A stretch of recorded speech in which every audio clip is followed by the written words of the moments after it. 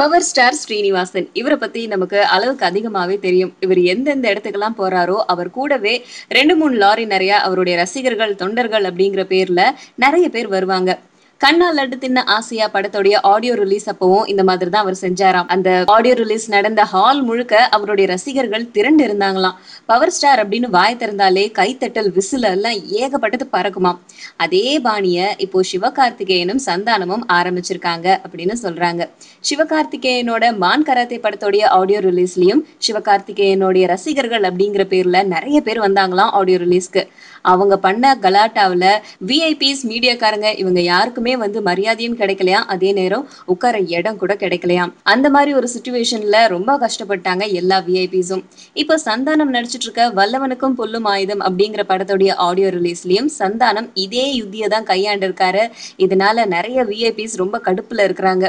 அடுத்து ஆடியோ ரிலீஸ்க்கு வாங்க அப்படின்னு யார்கிட்டயாச்சும் போய் நின்னாக்கா, என்ன விட்டுருங்க அப்படின்னு தலை தெறிக்க ஓடுறாங்களாம். அந்த மாதிரி இருக்கு இப்ப இருக்கிறவங்க எல்லாம் பண்ற அலப்பற.